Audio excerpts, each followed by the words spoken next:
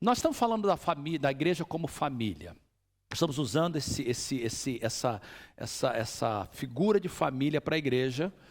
E nós estamos usando isso por 3 meses. Nós dividimos esse tema em 3 partes. A ideia é a família de Deus vivendo na igreja como família. Em setembro nós falamos de pertencendo à família. Em outubro nós estamos falando de crescendo como família. Em novembro nós vamos falar em servindo como família. 3 aspectos importantes da família: pertencer, crescer e servir. E nos últimos domingos eu tenho falado claramente que assim como uma criança vem para a família e começa a crescer. Ontem foi aniversário da Anabel, filha do pastor Max e da Cris. Eu lembro quando ela nasceu, como ela cresce muito rápido.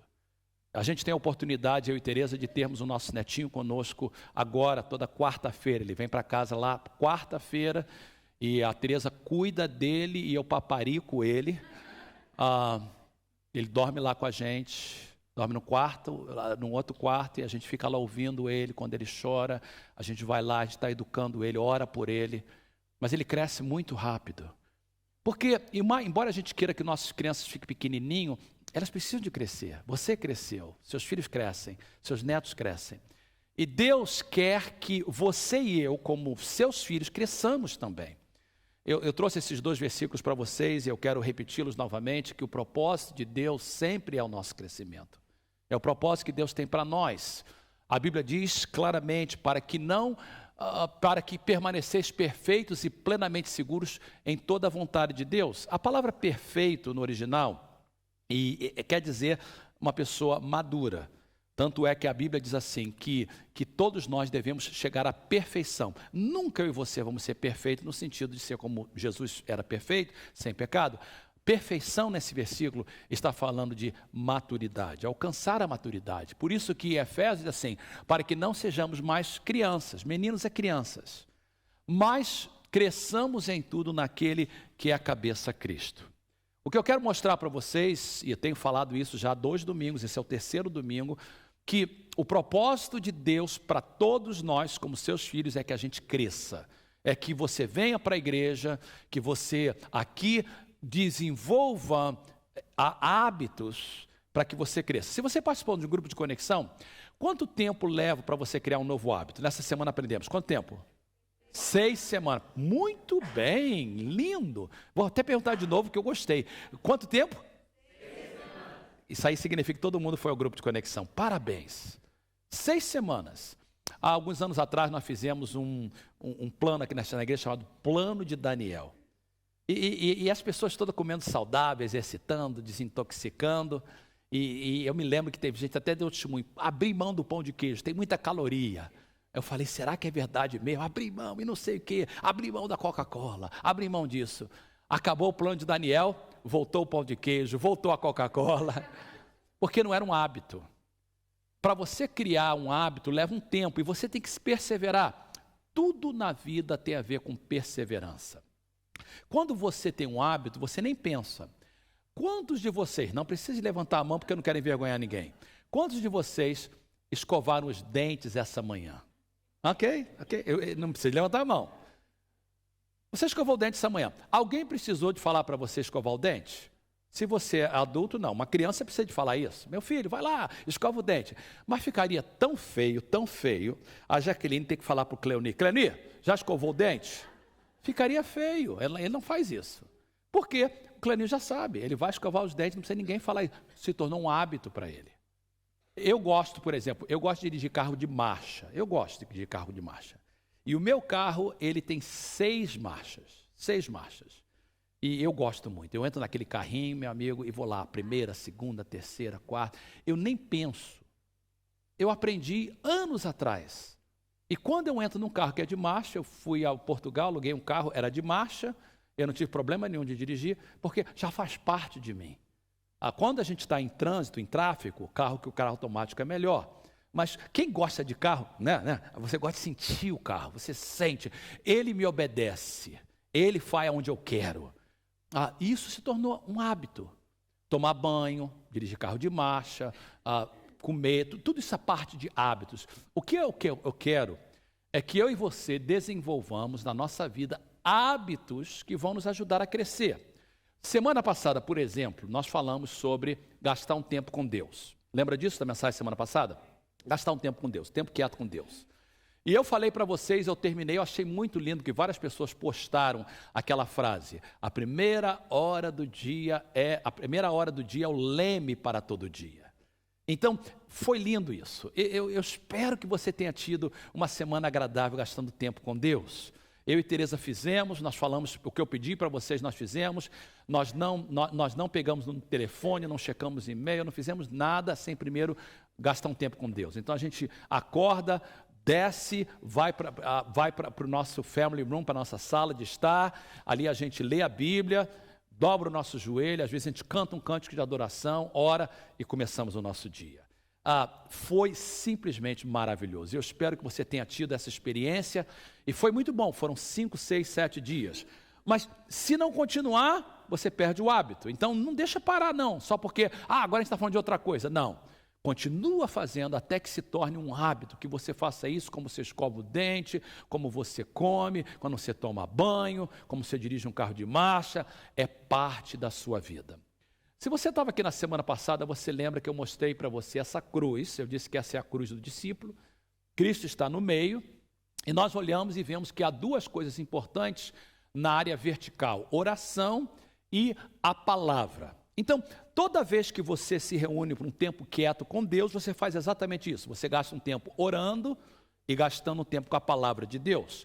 Eu comecei um grupo na casa de Mateus e da Sara e foi muito lindo. Porque quando eu cheguei lá, a Emanuele, que ela tem 7 aninhos, ela gosta muito de falar. Eu não sei quem ela puxou, mas ela gosta muito de falar. Então, eu cheguei lá mais cedo e ela pegou já o papel na minha mão, que eu ia usar. Eu gosto de levar cópia do estudo, é assim que eu dirijo, então eu faço cópia para todo mundo, para eles acompanharem. Eu sei que está no aplicativo, mas eu faço cópia aí. E ela começou a ler. Aí ela começou a ler e diz assim: você lê uma passagem da Bíblia, e ela começou a contar um montão de história para mim. Pastor, eu sei histórias. Eu falei: me conta uma. Ela contou 3. E aí depois ela leu e falou assim, que você tem que aprender um princípio. Ela falou: o que é um principle? O que é um princípio? Eu falei: Emanuele, um princípio é o seguinte: quando você lê uma história da Bíblia, você sempre pergunta assim: qual é o ensinamento que Deus tem para mim? Uma coisa que você pode aprender dessa história e você vai usar durante o seu dia. 7 anos de idade. Aí ela contou a história. Eu falei assim: na história que você contou, a primeira história de Moisés, qual o ensinamento, qual o principle, qual o princípio que você pega dessa história? Tão linda, ela é linda. Ela virou assim e falou: confiar em Deus. Falei: muito bem. Então o que eu quero fazer é o seguinte: toda vez que você agora for para a escola, ou quando papai e mamãe estiver falando com você, qualquer coisa, você vai lembrar que Deus te ensinou a você confiar em Deus. É isso que eu quero. Se uma criança de 7 anos pode fazer, você pode fazer também. Então o que você faz? Você, no seu tempo quieto com Deus, você escolhe uma passagem da Bíblia. Qualquer passagem que você quiser, você pode usar o devocional que está no aplicativo. Tem muito devocional no aplicativo da igreja. E você pega o devocional no aplicativo, ou o que você quiser, um Bible app, ou a sua Bíblia. Eu gosto de pegar a Bíblia e ler de ponta a ponta. Então eu escolho um livro e vou lendo. Lê um capítulo, pares assim: qual foi o princípio que Deus ensinou para mim? E aquele princípio é um ensinamento o dia inteiro. Depois você tira um tempo orando, num lugar livre de distração, e Deus vai falar contigo. Então, falamos sobre essas duas coisas. Para você crescer, eu disse semana passada, não tem como crescer se você não gastar tempo lendo a Bíblia e orando. Mas isso não é suficiente. Note que, por favor, tem mais 2 áreas de crescimento. Na semana que vem nós vamos falar, eu tenho um pastor que está vindo para falar sobre isso. Eu acho muito bom que Deus está mandando um pastor convidado para falar sobre essa área importante de ofertar como parte do nosso crescimento. Mas hoje eu quero falar sobre aquela mão que está à sua direita, comunhão. Comunhão. Abra sua Bíblia então a Atos 2, foi onde eu falei que nós íamos ler, eu não esqueci. E nós vamos começar a ler no verso 37. Atos 2, começando do verso 37. Quando ouviram, ou seja, isso era o dia de Pentecostes, quando eles ouviram isso, o que é isso? A mensagem que Pedro pregou, Eles ficaram aflitos em seu coração. O que quer dizer aflito em seu coração? Mexeu com eles, tá? A mensagem que Pedro pregou mexeu com eles. E eles perguntaram a Pedro e aos outros apóstolos: irmãos, que faremos? Olha para mim só um pouquinho, já vai continuar a ler. Toda vez que eu e você temos uma experiência com Deus, num grupo de conexão, na leitura da Bíblia e especificamente num culto como esse. Se você vem para o culto e ouve o pastor falar por 40 minutos e não faz essa pergunta, você não está fazendo o que Deus quer. Toda vez que eu leio minha Bíblia, que eu venho para um grupo de conexão, que eu venho para o culto, a pergunta é essa: o que eu tenho que fazer? O que o Senhor quer que eu faça? E eu queria que você pensasse nisso nessa manhã, como resultado da sua experiência com Deus essa manhã, os cantos que você ouviu, a mensagem que você está ouvindo. O que Deus quer que você faça? O que Deus quer que você faça nessa semana como parte do seu crescimento? Essa pergunta é chave. No caso deles, voltando para a leitura, eles não eram cristãos ainda. Então Pedro respondeu: arrependam-se, cada um de vocês seja batizado em nome do Senhor Jesus Cristo para perdão dos seus pecados e receberão o dom do Espírito Santo. O dom do Espírito Santo tem a ver com o batismo do Espírito Santo que tinha acabado de acontecer no dia de Pentecostes. A promessa é para vocês, é para os seus filhos, é para todos que estão longe, é para todos quantos o Senhor, o nosso Deus, chamar. Os seus filhos serão cheios do Espírito Santo. Queridos, só mais uma pausa. Nós queremos isso para os seus filhos. Pastor Max me contou uma coisa que eu tenho que compartilhar com vocês. Um jovem, qual a idade do seu filho, meu filho? Seu filho? 12 anos. 12 anos de idade, ele fez a classe de membresia. E ele, quando terminou a classe de membresia, ele falou: pastor Max, eu quero te avisar que um dia eu quero ser o pastor dessa igreja. Eu achei isso lindo. Eu achei isso simplesmente edificante. Eu não sei se ele vai ser ou não pastor dessa igreja, que seja, com 12 anos de idade. Quem sabe daqui a 10 anos ele está aqui no meu lugar, pregando a palavra de Deus. A gente quer que o seu filho tenha esse desejo de servir ao Senhor, tenha esse desejo de ficar na casa do Senhor. A promessa é para o seu filho. Tudo que a gente faz na igreja não é só para você, é para o seu filho, é para o seu neto. E essa é uma das peculiaridades da nossa igreja. O pastor de vocês não pensa só no presente, nós pensamos no futuro. E é por isso que a gente investe no trabalho de crianças, é por isso que a gente tem o culto inglês às 9h30. Olha, eu vou ser sincero para vocês, seria muito mais fácil para mim e para a Tereza não ter culto inglês de manhã. Seria muito mais fácil, porque esse culto é maravilhoso. E eu não faço culto em inglês por uma outra, não é para os meus filhos já foram criados, é para os seus filhos. É para que Deus possa abençoar, para que os seus filhos possam servir o Senhor todos os dias da sua vida. E esses seus filhos, eles falam inglês entre eles. E é por isso que eu fico batendo, você vai ouvir isso sempre. Nós queremos que os seus filhos recebam a promessa de Deus para a sua vida. Nós queremos ser uma igreja para toda a família. Promessa para os seus filhos. E verso de número 40, com muitas outras palavras, advertia e insistia com eles: salvem-se dessa geração corrompida. Os que aceitaram a mensagem foram batizados, como nós vamos fazer no dia 29, nós vamos batizar pessoas. E naquele dia houve um acréscimo de cerca de 3.000 pessoas. E aí, como resultado, diz assim, verso 42, eles se dedicavam, na Almeida dizia, eles perseveravam no ensino dos apóstolos, na comunhão, no partir do pão, nas orações. Todos estavam cheios de temor, muitas maravilhas e sinais eram feitos pelos apóstolos. Os que criam, os crentes, os que criam são crentes, tá? Crente é aqueles que creem. Então os crentes mantinham-se unidos, tinham tudo em comum, vendendo suas propriedades e bens, distribuíam a cada um conforme a sua necessidade, e todos os dias continuavam a reunir-se no pátio do templo, ou seja, na igreja. Eles eram contínuos, eles tinham um hábito, partiam o pão em suas casas, então eles reuniam nas casas e no templo, e juntos participavam das refeições, com alegria, sinceridade de coração, louvando a Deus, tendo a simpatia de todo o povo, e o Senhor lhes acrescentava diariamente os que iam sendo salvos. Eu queria que vocês prestassem atenção no verso 42 que está projetado para vocês. Eles, Quem são eles? Os que criam. Quem são os que criam? Os crentes. Se dedicavam, na Almeida, perseveravam. Ou seja, não é só uma semana, não é só porque o pastor falou, não é porque sentiu. Vamos voltar na ideia do escovar de dente? Quantos de vocês escovaram o dente hoje porque vocês sentiram que precisavam de escovar de dente? Olha, hoje eu senti que meu dente precisa de carinho. Hoje eu senti que eu estou sentindo desejo de escovar dente. Não, você faz sentindo ou não sentindo, você faz. Dedicar e perseverar em disciplinas que nós estamos falando é algo que você faz sentindo ou não sentindo.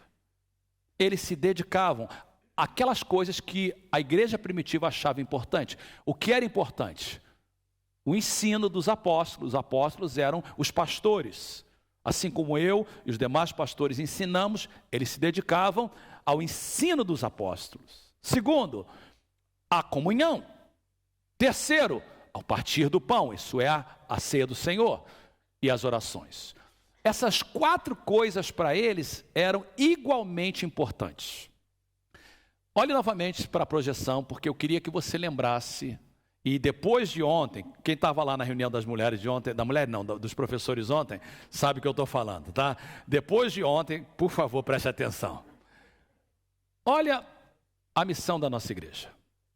Leia comigo. A igreja mensagem de paz, juntos. A igreja mensagem de paz existe para, ou seja, esses são os nossos propósitos. Primeiro, compartilhar as boas novas de Cristo. Segundo, adorar a Deus. Terceiro, crescer de acordo com a sua palavra. Quarto, ter comunhão uns com os outros. 5, servir aos outros. Note que é mais ou menos o que eles faziam. É mais ou menos, nós entendemos que há 5 propósitos importantes na igreja. E eles estão em ordem, é consequencial. Nós falamos de Jesus para o indivíduo aceita Jesus, vem para a igreja, adora a Deus, a gente ensina a crescer, tem comunhão e serve. E os 5 propósitos são igualmente importantes, não é um mais importante do que o outro. Então a pregação é mais importante? Não, os 5 são importantes. Da mesma forma que a igreja primitiva entendia que esses 4 propósitos eram importantes. O que eu quero falar com vocês é que a comunhão, tanto em Atos 2 como na nossa declaração de propósito, é igualmente importante como qualquer outro. E hoje eu quero focar com vocês na comunhão. Por que comunhão é tão importante? Entenda isso, tá? E deixa eu dar uma explicação para vocês, porque eu tenho que explicar para vocês o porquê que eu prego da forma que eu prego. Primeira coisa, Deus me chamou para ensinar. Então eu sou pastor, mas a característica minha de pastor é de ensino. E eu quero passar informações e eu quero que você viva essas informações. Segundo, eu só tenho 40 a 45 minutos para dar informações para vocês. E é muito pouco tempo para falar de tanta coisa. Terceiro, eu creio que as minhas palavras não são eternas, não são infalíveis, mas eu creio que a palavra de Deus, a Bíblia, é infalível e eterna. Então eu uso muitos versículos mesmo. Eu não acho que você vai guardar, aliás, eu tenho certeza, não é para você guardar todos os versículos. Eu dou muito versículo, porque eu sei que no mundo espiritual a palavra de Deus é viva e eficaz, é mais poderosa do que espada alguma de 2 gumes, ela penetra na divisão das juntas e medulas, ela penetra na divisão do espírito da alma e ela é apta para discernir o coração dos homens. Eu creio que a palavra de Deus nunca volta vazia. Então, quanto mais versículo eu der na mensagem, menos a minha palavra e mais a palavra de Deus. Eu quero que você guarde os versículos. Então, o que eu faço? Eu projeto bastante. Por exemplo, o esboço dessa mensagem, hoje à tarde, vai estar no aplicativo da igreja. Você pode ir lá, Sermons and Notes, sermãos e anotações, apertar lá e procurar o título da mensagem de hoje, que eu vou dar daqui a pouco. Vai estar lá todos os versículos.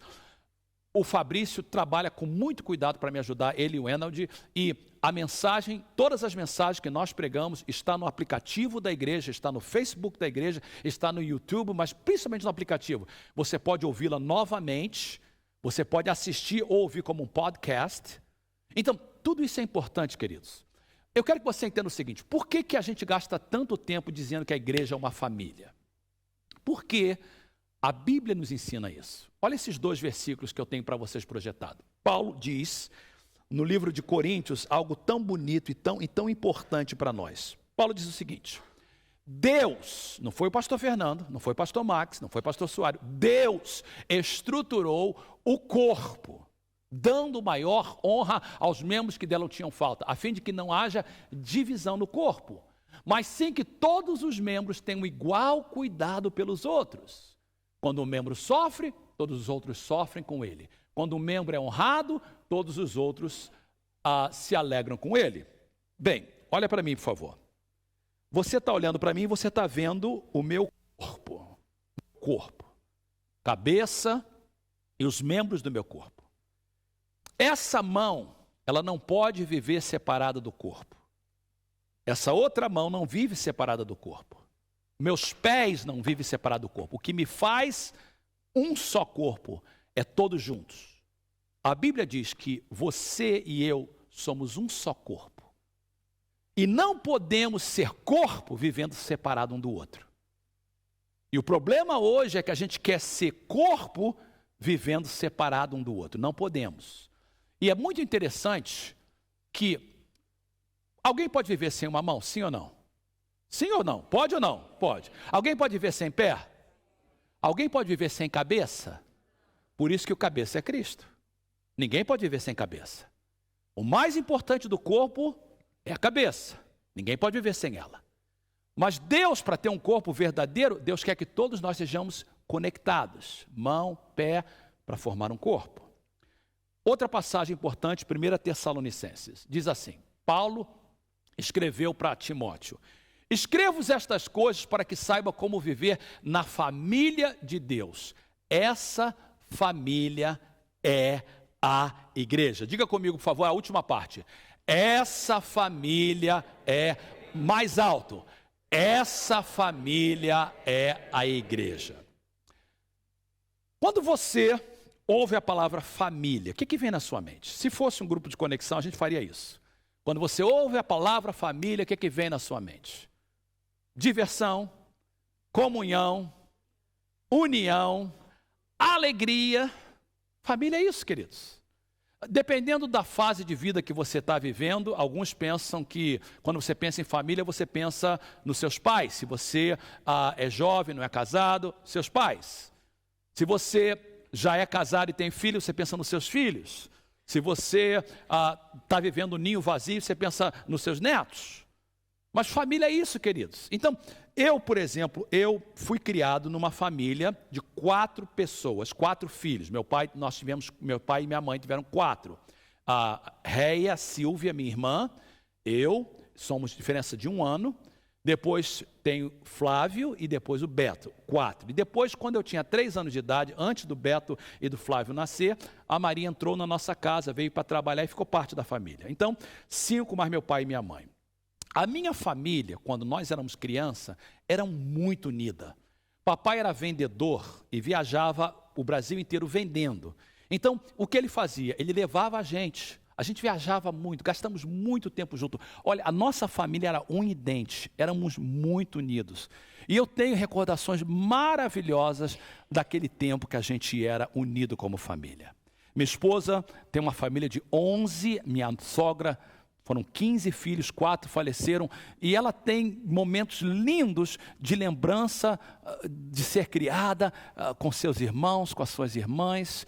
Eu e Tereza tivemos 2, Felipe e Raquel, e olha, eu tenho memórias, nós criamos memórias fabulosas. Nós viajamos juntos, nós viajávamos de carro junto, a gente comia junto, sempre tínhamos uma reunião de família, nós chamávamos de Family Night. E outro dia eu peguei os vídeos todos antigos,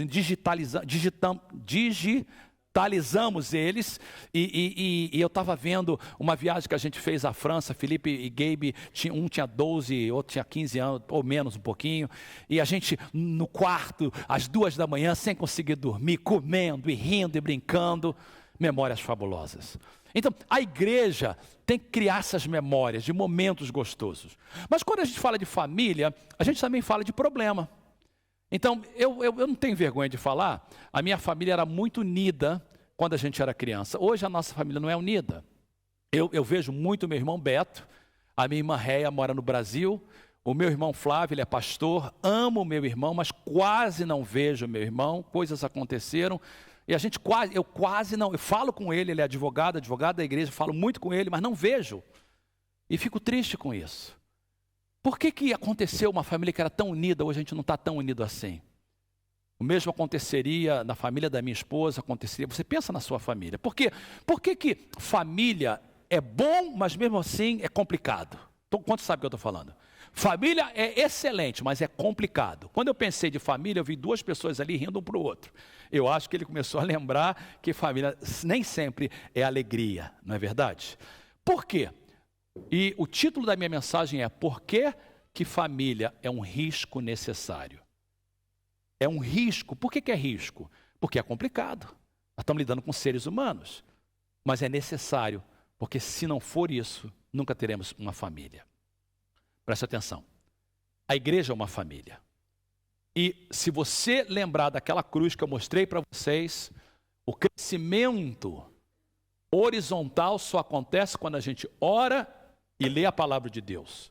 O crescimento vertical só acontece, hoje nós estamos lidando com quando você tem comunhão. Não tem como.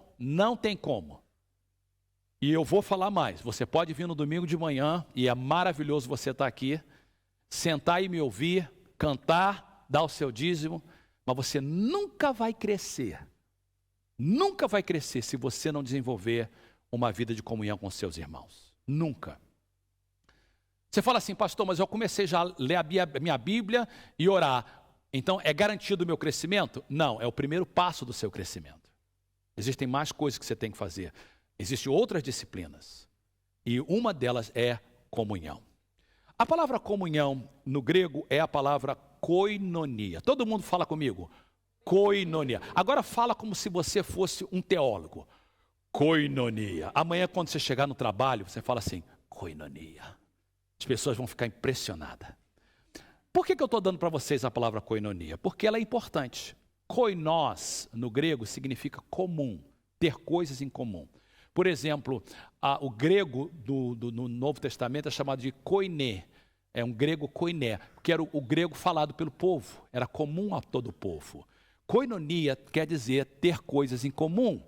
A koinonia quer dizer ter uma vida em comum, por isso que em português é traduzido como comunhão. Bem, comunhão é muito mais, preste atenção, comunhão é muito mais do que se alimentar ou se juntar para comer. Quando a gente pensa em comunhão, a primeira coisa, vamos ter comunhão, significa vamos sentar para comer. Ou vamos ter comunhão, vamos se ajuntar. Isso é importante, mas é o primeiro passo. Deixa eu explicar para vocês, porque vai ficar claro agora. Quando eu falo para vocês assim, arrependimento. O que é arrependimento? Qual é a primeira coisa que uma pessoa tem que fazer para se arrepender? Sentimento de reconhecimento da sua fuga. Então, primeira coisa, arrependimento tem que começar no coração. Começa aqui. Puxa, vacilei. Puxa, pisei na bola. Não devia ter feito isso. Então, quando uma pessoa diz assim, mentiu, vamos dizer que ela mentiu, e ela, não devia ter feito isso. Todo mundo está entendendo? Isso é arrependimento? Sim ou não? Sim ou não? Quantos acham que sim? Levanta a mão. Quantos acham que não? Quantos não sabem? Ok. Deixa eu falar para vocês. Judas se arrependeu de ter traído Jesus? Sim ou não? Não. Ele sentiu remorso. Ele sentiu culpado, mas ele não se arrependeu. Pedro se arrependeu de ter negado a Jesus? Sim. O remorso é o primeiro passo, mas não é todos os passos. Por que eu estou falando isso? Porque comunhão, estar juntos, é o primeiro passo, mas não é comunhão. Muita gente fala assim, hoje vamos ter comunhão depois do culto. O que vocês vão fazer? Vamos sentar para comer churrasco junto? Hoje vamos ter comunhão, por quê? Porque a gente se reuniu e ficou ali junto. Isso não é comunhão. É o primeiro passo da comunhão, mas não é comunhão. Comunhão envolve outras coisas, e eu quero que você pegue isso, e por isso eu vou dar para vocês, põe agora o cinto de segurança aí, que eu vou dar vários versículos da Bíblia. Novamente, eu sei que você não vai guardar, eu só quero que você entenda. Deixa eu mostrar para vocês alguns aspectos que envolvem uma verdadeira comunhão. Primeiro, uma verdadeira comunhão, ela envolve amor e aceitação. A gente usa muito essa palavra amor de uma forma muito banal. Eu amo a minha esposa, eu amo banana, eu amo o meu cachorro, eu amo o meu país. Amor na Bíblia é algo muito mais profundo do que isso. Amor na Bíblia não é um sentimento, guarda isso. Amor na Bíblia não é um sentimento. Amor na Bíblia é uma convicção, é uma disciplina. E quando eu me reúno, por isso que você não pode crescer, se você não conseguir desenvolver isso por outra pessoa. É por isso que Deus coloca pessoas na nossa vida, para que a gente possa crescer. E nem todas as pessoas, pega isso, nem todas as pessoas na sua vida serão pessoas que vão te dar bênção. Algumas pessoas vão te dar bastante problemas, e Deus faz isso de propósito. Enoch falou uma coisa, cadê você, Enoch? Está por aí. Enoch falou uma coisa legal. Porque se Deus é um Deus Pai, por que Ele permite essas coisas? E quando você falou, eu me lembrei de uma coisa que aconteceu com o Felipe. Felipe estava numa loja, estava Tereza, Felipe e minha mãe, a avó.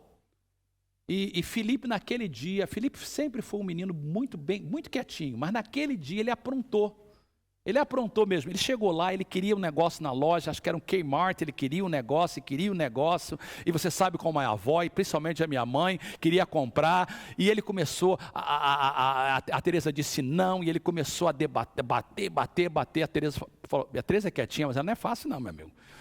Ela chegou e falou assim, dona Anita, por favor, com licença, vamos para casa. Não, vamos para casa. Botou o Felipe no carro, foi para casa, minha mãe lá falando para ela, não, eu compro, eu não pago, não sei o quê. Dona Anita, vamos para casa. Chegou em casa, Tereza levou o Felipe para o quarto, deu-lhe uma surra, falou com ele, você nunca mais vai fazer isso comigo, nunca mais você vai agir assim em público. Nunca mais ele fez. Nunca mais ele fez. Doeu. Mas ele tinha que aprender uma lição. Queridos, eu não quero banalizar as coisas, mas esse fogo que está acontecendo, o Pai sabe o porquê ele está fazendo. Eu sinto muito triste pelas pessoas que perderam suas casas. Eu sinto muito triste pelas famílias que estão enlutadas. Mais de 30 famílias perderam entes queridos. E como igreja, nós precisamos orar por eles. E nós temos um ministério chamado Convoy of Hope, que a gente ajuda. Se você quiser trazer uma oferta especial para a gente ajudar, você pode entrar no site deles, convoyofhope.org, ou se você quiser dar aqui na igreja, no aplicativo, só põe special. Eu prometo a você que todo o dinheiro que entrar ali vai para eles. Mas eu quero que você entenda que o Pai sabe o que Ele está fazendo. O Pai sabe o que Ele está fazendo. Deus é Pai. E amor e aceitação é importante, você desenvolve isso com pessoas. Eu estava preparando essa mensagem, e de repente aconteceu uma coisa que uma pessoa começou a falar comigo, entrou no meu gabinete e precisava de ajuda. E eu precisava de preparar a mensagem, essa pessoa não parava de falar. E eu precisava de continuar, eu tinha que terminar a mensagem. E quando eu estava falando, e eu tinha acabado de digitar, Deus coloca pessoas na nossa vida para testar a nossa vida e criar caráter em nós. A pessoa entrou, e eu queria, aí o Senhor falou, o que você escreveu? Para tudo e ouça o que ele tem para falar. E não fale nada, só converse. Ele levou 45 minutos. Mas Deus estava trabalhando em mim. Queridos, olha o que diz o texto em 1 Coríntios 13. Esse é o tipo de amor que Deus quer. O amor é paciente. O que é paciente? Paciente com pessoas. Deus quer que no grupo de conexão que você cria, no grupo de relacionamentos, na comunhão, você desenvolva paciência. O amor é bondoso, não inveja, não quer o mal do outro, não se vangloria, não se orgulha, não pensa que é o tal, não maltrata, não faz mal ao seu irmão, não procura seus interesses. Tem gente que fala assim, eu não vou participar de um grupo de conexão não, porque não tem nada lá para mim. Não é para você, é para os outros. É para os outros. Eu não consigo conectar. Too bad. Aprenda. Você não está ali por causa de você, você está ali por causa dos outros. Não guarda rancor, não se ira facilmente. O amor não se alegra com a justiça, mas se alegra com a verdade. Tudo sofre, tudo crê, tudo espera, tudo suporta. O amor nunca perece. Koinonia é isso, gente.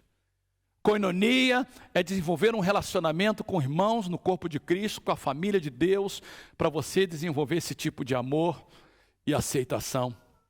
O segundo aspecto é honestidade e humildade.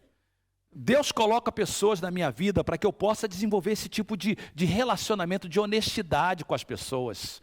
Eu queria que vocês prestassem atenção nessas duas passagens. Efésios 4, 25. Portanto, cada um de vocês deve abandonar a mentira. Diga comigo, abandonar a mentira. Mais alto, abandonar a mentira e falar a verdade. Ao seu próximo, todos somos membros de um mesmo corpo. Queridos, eu sou brasileiro, tá? Eu posso falar do nosso povo porque eu sou brasileiro. E eu amo ser brasileiro. Eu sou brasileiro por nascimento. Eu amo ser brasileiro. O fato de eu querer viver nesse país não tira a ideia boa que Deus me deu de ser brasileiro. Mas nós temos que também reconhecer os nossos erros. O brasileiro tem um problema, nós somos muito falsos. Muito falso. A gente fala coisa que a gente não quer falar. Passa na minha casa. Você não quer que ele passe na sua casa. O brasileiro fala muita mentira. A gente tem que, por isso que o Brasil está do jeito que está. Mas o crente tem que ser diferente. Quando o brasileiro quando nós brasileiros somos encurralados, a gente fala mentira. Essa é a diferença. O português tem outros problemas, mas o português é direto. Eu já contei isso para vocês. Anos atrás, na nossa igreja em São José, uma irmã fez, só portugueses. Uma irmã fez o casamento, estava fazendo o casamento do seu filho e mandou convites para todo mundo. E não mandou para uma certa pessoa, porque ela não convidou essa pessoa. Aí essa irmã chegou, estava na nossa frente, eu, Tereza, as duas irmãs no culto. Aí a irmã falou assim, o seu filho vai casar? Ela falou, vai. Mas eu não recebi o convite. Ela falou, pois, eu não mandei. E as duas olharam para a outra e continuaram amigas. Eu não mandei, você não foi convidada. Se fosse brasileiro, você não recebeu não? Deve estar perdido no correio. O correio perdeu. Não é verdade ou não é? O brasileiro é mentiroso. Quando a gente pega, por exemplo, alguém falou uma coisa e a gente não quer que revele, que a gente saiba. Ei, você ouviu? Ele fala, eu não ouvi nada. Mentira, você estava lá, como é que não ouviu? Queridos, quando a gente tem uma família, a gente tem que desenvolver honestidade na família. E eu oro que a nossa igreja possa desenvolver esse tipo de maturidade, que a gente possa falar a verdade. Às vezes a verdade vai machucar, às vezes a verdade vai deixar em problema. Puxa, eu falei o que eu não devia de falar. Eu fiz o que eu não devia de fazer. Mas olha que a Bíblia diz, cada um deve abandonar a mentira, falar a verdade. Filipenses 2,5 diz assim, seja a atitude de vocês a mesma de Cristo Jesus. Então, por isso que comunhão é um dos braços da cruz. Porque a comunhão ajuda a gente a desenvolver caráter. Se você vem ao culto só domingo de manhã, senta aí, vai embora e não tem comunhão com ninguém, você nunca vai poder desenvolver esse tipo de koinonia. Terceiro aspecto de koinonia, zelo e restauração. Porque vai acontecer, acontece em toda a família. De alguém pisar na bola, alguém fazer alguma coisa errada. E aí o que você vai fazer? Passar o pano? Botar a poeira debaixo do tapete? Não, se precisar, vamos ter zelo e restauração. Olha o que a Bíblia diz, Gálatas 6. Irmãos, está falando com quem? Crente ou não crente? Porque como é que você sabe que é crente? Irmãos, se alguém for surpreendido, o que quer dizer surpreendido, irmãos? For pego, Não é que ele levantou e falou assim, sabe de uma coisa? Pisei na bola. Quase ninguém fala isso. Geralmente a pessoa só fala depois que foi surpreendido. Alguém descobriu. Se alguém for surpreendido em algum pecado, pensa em pecado, não em pecado. Lá no Brasil tem um negócio que os pentecostais, pecado cabeludo. Quantos já ouviram isso? Pecado cabeludo para eles é adultério, é homossexualismo, e o que não é cabeludo é mentira. Não pensa em pecado cabeludo ou careca. Quando alguém for pego em qualquer deslize, seja o que for, vocês que são espirituais deverão restaurá-lo, mas faça isso com mansidão, seja gentil. Cuide-se, porém, cada um para que também não seja tentado. Pensa o seguinte, cuidado, se você aponta a mão, pode ser que você esteja enquadrado também. Aí, Paulo diz assim, levem os fardos pesados uns dos outros e assim cumpra a lei de Cristo. Deus quer que a gente viva em comunhão, como igreja, no ponto em que a gente possa ser honesto e ajudar o irmão a crescer. Deus quer que a gente ajude o meu irmão. Por que a gente chama irmão e irmã? Porque nós somos uma família só. E Deus quer que eu seja instrumento na sua vida, que você seja instrumento na minha vida, para que a gente possa crescer.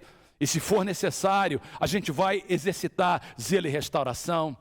Outro aspecto bonito, e eu creio que a gente está perdendo isso com o passar do tempo, é confissão e perdão.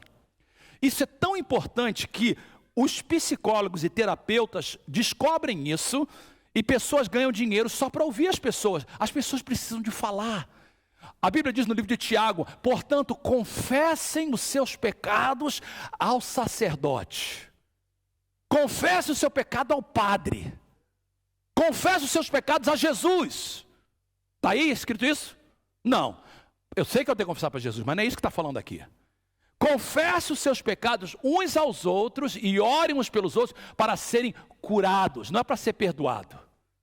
Para ser perdoado é para Jesus.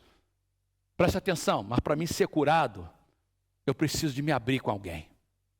Eu preciso de sentar com alguém e falar, sabe de uma coisa? Eu estou precisando de ajuda. Eu estou precisando de ajuda nessa área da minha vida. Se tem pessoas que não são curadas, sabe por quê? Porque tem muito orgulho. Se você tem um problema na área sexual, por exemplo, tem muitos homens que lidam com pornografia. E é uma coisa vergonhosa. Você não pode falar isso para todo mundo. Mas se você, um homem, lida com isso e tem esse problema, se ele puder se juntar com 3 ou 4 pessoas e falar, sabe uma coisa? Essa é uma área que eu luto. Ora por mim. Vamos cuidar um do outro. Você vai ser curado. Tem muitas mulheres que têm outros problemas de encantamento, de falar demais, tantas coisas. Muito jovem. Teresa está falando comigo essa semana de um rapaz de 17 anos, filho de uma grande mulher de Deus, que cometeu suicídio. Essa semana, uma jovem da igreja veio falar comigo. E ela veio falar comigo que ela tinha várias perguntas, mas a pergunta final dela tinha a ver com isso. Uma pessoa que comete suicídio vai para o céu? Eu disse, por que você está perguntando isso? Porque o meu colega cometeu suicídio, isso está doendo muito o meu coração. Por que crianças hoje, jovens, estão se matando? Por que tantas pessoas estão doentes? É porque elas não estão praticando o que a Bíblia diz. De ter um grupo em que você possa confessar, orar um pelos outros para que sejam curados. E é aí que a Bíblia diz, a oração de um justo é poderosa e eficaz. Outro aspecto de koinonia é encorajamento. É tão importante esse aspecto, quando eu e você podemos desenvolver um grupo de pessoas que vão me encorajar. Quantos de nós precisamos ser encorajados? Até Jesus precisou disso. Grandes homens de Deus como Elias, João Batista precisaram disso. Você precisa também. A Bíblia diz no livro de Hebreus 10, 24 e 25, pois pensemos uns nos outros a fim de ajudarmos todos a terem mais amor, a fazerem mais o bem. Não abandonemos, como alguns estão fazendo, o costume de assistir às nossas reuniões. De que a escritora de Hebreus está falando? De vir ao culto? Não, eles se reuniam em casas. Não abandone um grupo de conexão. Não deixe de participar num grupo de conexão. Não deixe de vir aos cultos, como alguns fazem. Pelo contrário, animemo-nos uns aos outros, ainda mais agora que vocês veem que o dia está chegando. E aí nós vemos o último aspecto de koinonia que eu queria deixar para vocês, é esse aspecto de hospitalidade. Eu vou ser sincero para vocês, a razão que eu coloquei ele. Eu e o pastor Max, e agora o pastor Soares nos ajudando, nós estamos tendo várias dificuldades em ver os grupos de conexão na nossa igreja funcionarem. E uma das maiores dificuldades que nós estamos tendo hoje é pessoas abrindo a sua casa. E eu entendo por quê, eu vou entender por quê, eu quero colocar no lugar de você. A Soares disse, eu estou querendo fazer um grupo, eu preciso de uma casa. Uma das grandes dificuldades que nós temos hoje são casas. E eu entendo por quê, porque a pessoa trabalha muito e significa, se eu abrir a minha casa, eu tenho que chegar mais cedo e limpar a minha casa, preparar a minha casa, e talvez eu tomo a responsabilidade, o pastor Max também um pouco, mas talvez eu tomo toda a responsabilidade. Talvez a pressão que a gente tem colocado de comida tem trazido até mais dificuldade, porque você trabalha tantas horas, tem que arrumar a casa e ainda preparar uma comida. Porque você fala assim, olha, não posso, as pessoas vêm para a minha casa, eu vou dar uma água só, vou dar um café também, mas o café não pode ser aquele café, só café, tem que ter um biscoitinho, mas tem um biscoitinho e também um pão de queijo, e daqui a pouco é uma carne, daqui a pouco é outra coisa, é uma janta. E fica muito pesado. E o que acontece então é que as pessoas hoje estão tendo dificuldade de entender que hospitalidade é um dos aspectos de koinonia. Olha o que a Bíblia diz. Seja constante o amor fraternal. Isso é ágape, por ágape. Não se esqueçam de hospitalidade. O que é hospitalidade? Receber gente em casa. Porque praticando-a sem o saber, alguns acolheram anjos. A palavra anjos, você pensa assim, então alguns receberam um ser que estava batendo as asas. Não, a palavra anjos no original é angelos, que significa um mensageiro de Deus. Quem é o mensageiro que as pessoas recebem? Então, por exemplo, você recebe o Soares na sua casa para dirigir um grupo. A Bíblia diz, ele é mensageiro, ele está ali. Então, ele é um anjo. E você pensa que está recebendo um pastor. Não, você está recebendo um anjo meu. Quando a irmã Divani faz um grupo no salão da Edith, por exemplo, e é um grupo maravilhoso, a irmã está recebendo anjo. Não que a irmã Divani é anjo no sentido de asa ou de perfeita, não é. Mas ela é mensageira de Deus, que está indo ali no seu salão, para abençoar o seu salão e a todas as pessoas que estão ali. Pensa nisso, queridos. Isso é que Deus quer para a gente. Então, a gente está tentando mudar. Minha esposa tem feito um trabalho muito forte comigo, na minha cabeça, para me ajudar a entender isso. Que os grupos têm que ser menos semanas. Então, a gente está diminuindo. Eram 7, passando para 6, 5, 4. Agora estão fazendo 3 semanas. Depois podemos fazer 4, mas tentando fazer curtos períodos para facilitar. Eu entrei no site do Rick Warren para saber como é que eles fazem com o negócio de comida. Porque esse é um problema que as pessoas estão tendo. E eu descobri uma coisa que eles fazem que eu achei legal demais. De acordo com eles, a pessoa que abre a casa não é responsável de fazer a comida. Ela já abriu a casa. Quem traz a comida são as pessoas que são convidadas. Isso é maravilhoso. Vamos fazer isso na nossa igreja. Abriu a casa, não precisa de fazer comida. Quem vem, traz comida. Fica muito mais fácil. Então, a hospitalidade é muito importante. A Bíblia continua dizendo assim, lembrem-se dos que estão na prisão, como se aprisionado com eles. Prisão aí não é só no cárcere, mas pessoas que estão na prisão do pecado. Estão sendo maltratados, como se vocês mesmos estivessem sendo maltratados. Não se esqueçam de fazer o bem, de repartir com os outros o que vocês têm, pois de tais sacrifícios Deus se agrada. Eu queria que você entendesse o que eu quero falar. Então, para concluir, me dá 3 minutos e eu concluo. Pode já tocar, Walter, obrigado. Olha para cá, por favor. O que eu estou falando hoje? Aliás, não eu. O que Deus está falando hoje? Deus está nos dizendo o seguinte. Se eu quero crescer, eu preciso de desenvolver relacionamentos de comunhão. E que relacionamentos de comunhão é mais do que estar juntos. Relacionamento de comunhão é desenvolver conexões em que eu vou ter uma oportunidade de demonstrar bondade, amor, honestidade, humildade e todos os aspectos que eu mostrei para vocês, encorajamento, hospitalidade. Alguns de vocês já estão cansados. Eu sei que estão cansados. Algumas pessoas falam: pastor, eu não aguento mais o senhor falar de grupo de conexão. Não aguento mais. Dá para parar? Olha para mim aqui. Não. Não vou parar. Não vou parar. E por que eu não vou parar? Porque Deus tem falado claramente que é a forma que a igreja vai crescer, em número e em maturidade. Isso é tão importante que a gente abriu mão de um dos cultos mais gostosos da nossa igreja de sexta-feira. E só temos uma vez por mês. A gente quer que você se conecta. Você precisa de entrar num grupo de conexão.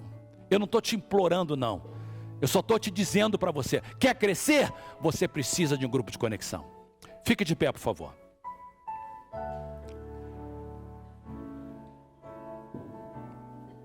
Vocês que cantaram, por favor, pode subir. Eu ainda não terminei, não vai embora não, eu não terminei ainda não. O pastor ainda está pregando. O pastor ainda está pregando.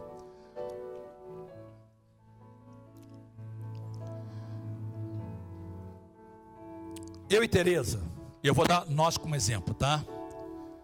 Não tem coisa mais linda para mim, para Tereza, do que ter os nossos netos juntos. Quando a Mimi e a Gigi vieram no verão e se juntou com o Macai, a gente tirou foto. Se você tivesse lá, eu precisava de alguma coisa, porque estava babando, meu amigo, de ver os nossos netos juntos. Quando nossos filhos eram crianças, a coisa que mais a gente gostava é ver o Felipe e a Gabe juntos. E hoje a gente não tem muitas dessas oportunidades, porque o Felipe mora em Chicago, a Gabe aqui.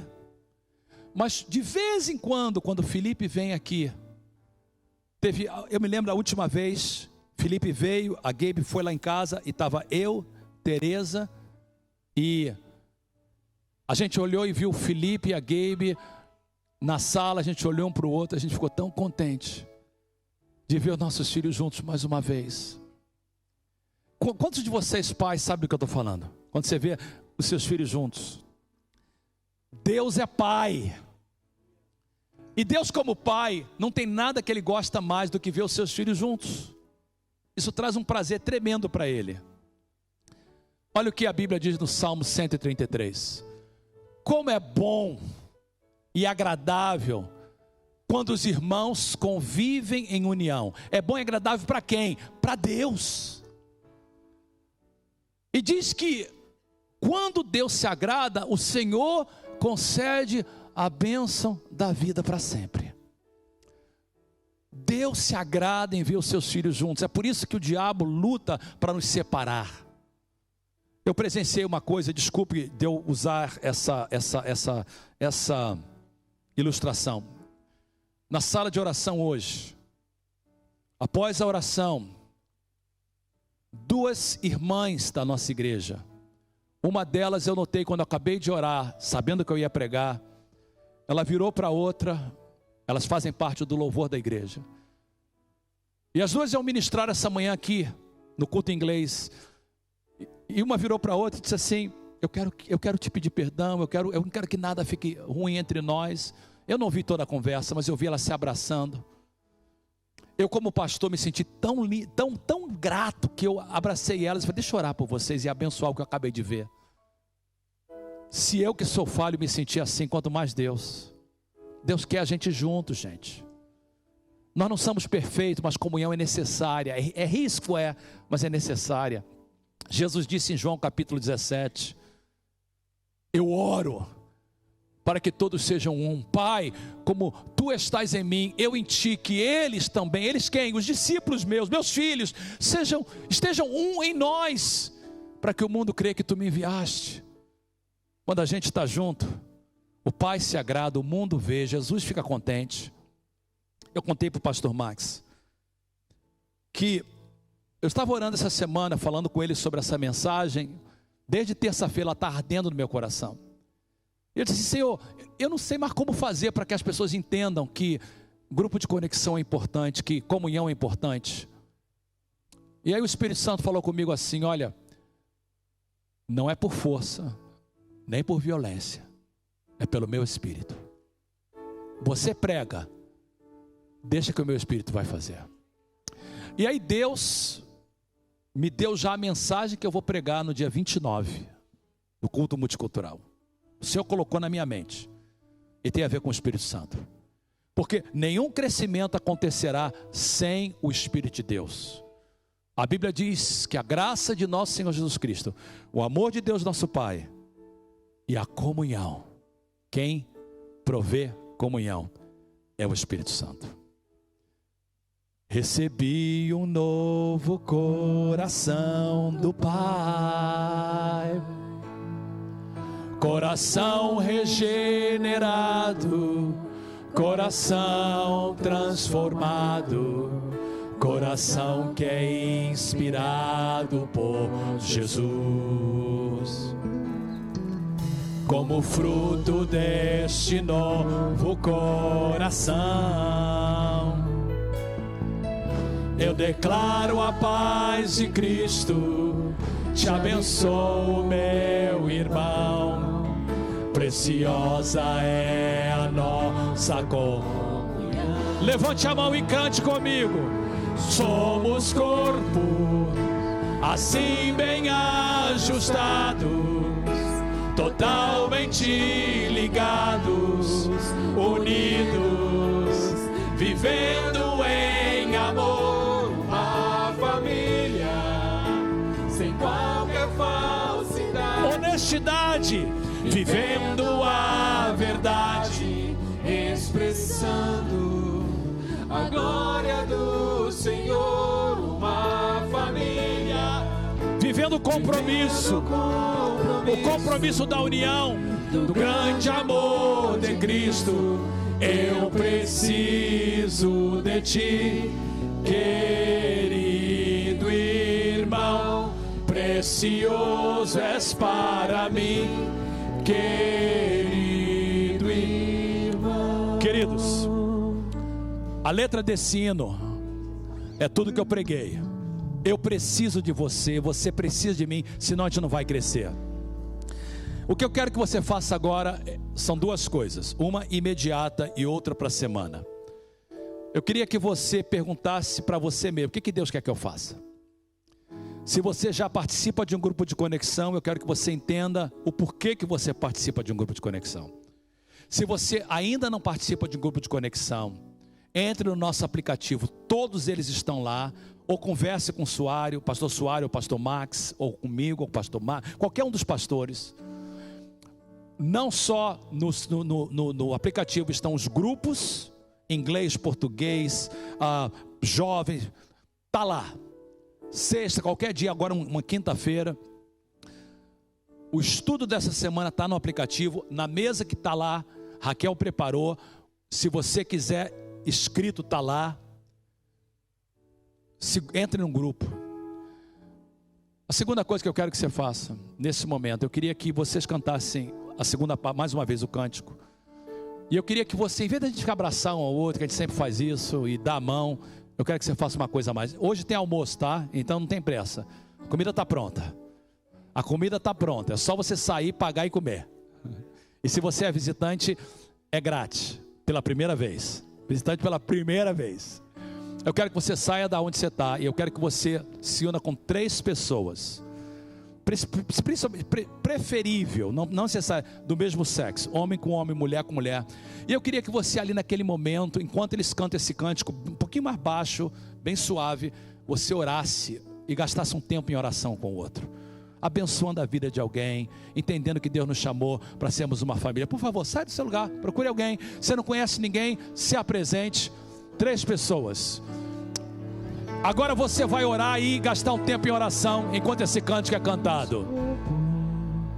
Assim bem ajustados, completamente ligados, unidos, vivendo em amor, uma família, sem qualquer falsidade, vivendo a verdade, expressando a glória do Senhor, uma família, vivendo o compromisso do grande amor de Cristo, eu preciso de ti, querido irmão, precioso és para mim, querido irmão, eu preciso de ti, querido irmão, precioso és para mim. Pai, vai trabalhando essa manhã nos relacionamentos, vai curando agora, vai abençoando agora, vai fazendo aquilo que só Tu podes fazer. Eu queria pedir que vocês músicos, por um momento só, abre mão agora da música, se una aí em oração, vai orar como músico. Ore aqui em cima um pouquinho. Daqui a pouco vocês vão tocar mais uma vez, que a gente vai cantar mais um momento. Mas agora ore. Gasta um tempinho, irmão. Não tenha pressa não, tá? Eu sinto que Deus quer fazer alguma coisa ainda. Me dá 5 minutos. Ore mais um pouquinho. Eu vou terminar com uma oração por todos. Gaste um tempo em oração. Senhor, toma conta. Senhor, abençoa os músicos dessa igreja. Senhor, abençoa o louvor dessa igreja. Senhor, abençoa cada irmão dessa igreja. Oh Deus, eu oro em nome de Jesus. Abençoa a vida de cada um nessa manhã, em nome de Jesus. Senhor, nós oramos. Senhor, faça algo novo essa manhã na Tua igreja. Vai trabalhando, Senhor, vai transformando, Senhor. Abençoa os músicos, Senhor. Abençoa o louvor. Pai, eu oro, tira tudo que não Te agrada e vai fazendo uma obra no nosso louvor e adoração, para que eles possam ser unidos com todos os ramos de ágape que Tu queres, Senhor. Abençoa os diáconos, abençoa os pastores, abençoa os membros dessa igreja. Oh Deus, muito obrigado. Eu Te louvo por isso, em nome de Jesus. Obrigado, volte por favor, porque eu quero cantar. Vocês tocam muito bem. Recebi um novo coração para terminar. E agora, se você está orando, continue a orar. Pode abrir as portas, mas eu quero cantar novamente. Coração do Pai, Coração regenerado, coração transformado, coração que é inspirado por Jesus. Deus abençoe e tenha uma tarde abençoada. Com o fruto desse Que tua semana seja uma semana de glória, de bênção. Amém. eu declaro a paz. Te abençoo, meu irmão. Te abençoo, minha irmã. Meu irmão, preciosa é